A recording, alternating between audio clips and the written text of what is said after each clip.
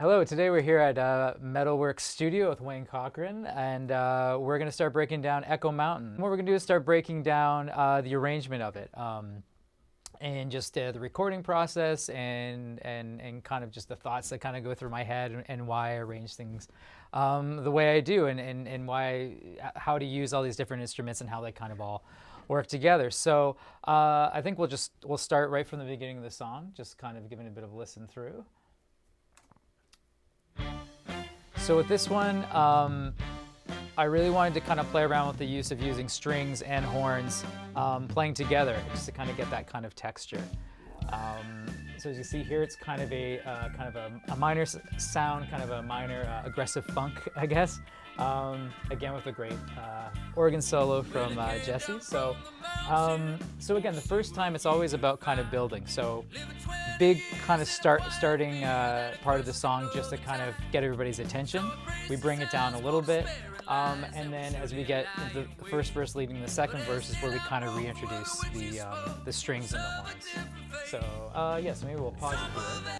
What I kind of just want to show is how I've kind of used the strings. In the strings we have 2 violins, viola, 2 cellos.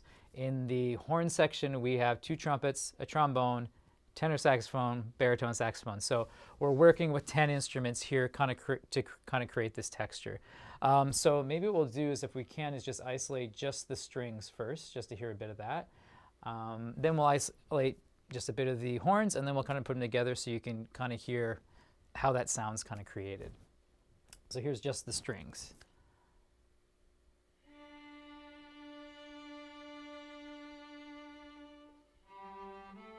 So kind of just playing octaves apart here.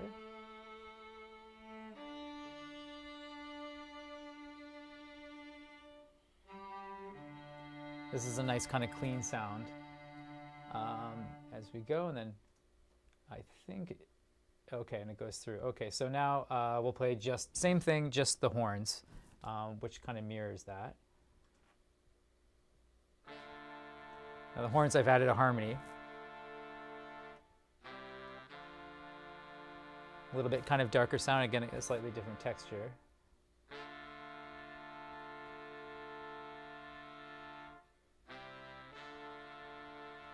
It's kind of going through. Okay, so and now if we can try it with adding the strings in, you kind of hear how we create that full sound. This is 10 instruments, strings and horns, to kind of create this kind of big sound that's kind of leading into the second chorus.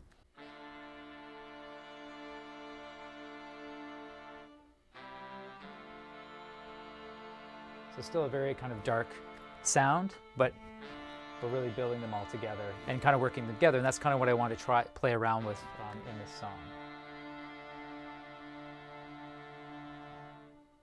song. Using the backing vocals, sometimes again when they're singing the same thing as the lead vocal, as my part, the key is I wanted to emphasize certain lyrics, and there's a way to kind of bring in a little more power out of your lyrics when you have something like strong backing vocals kind of emphasizing certain things, so they stick out just a little bit more. So yeah, maybe let's try it with, actually let's take the rhythm section out. We'll keep the horns and the strings in as well, and we can kind of see again how they kind of mirror each other, and there's a bit of a call and response from each part. So let's give it a listen from there. Yeah.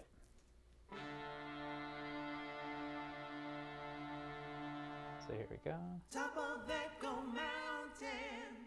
Oh, can we try it with lead vocal as well? Yeah.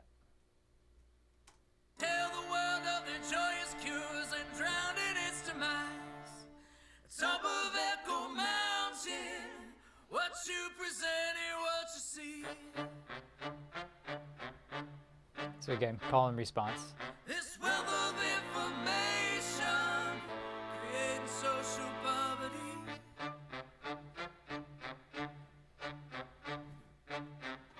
All right, so here you can see how we've kind of just used the call and response from the vocal to the horns and strings. Sometimes and then we all kind of join together at the end just to kind of crescendo it kind of into the next section, which would be the solo. So we'll see a little more use of that if we go kind of to the end of the song. So here we're doing is kind of, and we'll keep it the same thing without the rhythm section. So just to kind of hear it. So basically this end is a bit of a vamp. It's just staying on the same chord going through. So in order to kind of still build it up as we're going, it was important to have, again, just different parts that are adding and kind of layering on. So we kind of start with just the vocal and the horns, and then we introduce the backing vocals with their own independent line, and each one kind of emphasizes the next one and carries on. So it's a bit of a puzzle to put them all together, but we'll kind of show you how it kind of all came together. So yeah, we'll give that a try. So we start with the horns.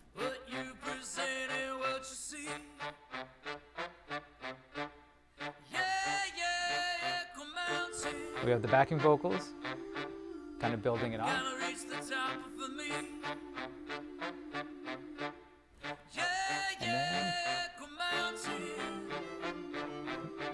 So each part fits into the next part as we're going, right? And it gives it this kind of sense of where it's not just the same thing, it's adding and building, which eventually leads to kind of the build up to the end of the song, which is here. There's horns and strings. All right. And that's kind of the breakdown of the strings, the horn, backing vocals in this song. So yeah, like check out the full song kind of here now. I think if you listen to it now, these kind of things will kind of pop out a little bit more. But that's just a little bit of kind of the process behind kind of arranging Echo Mountain. So again, hope you enjoy.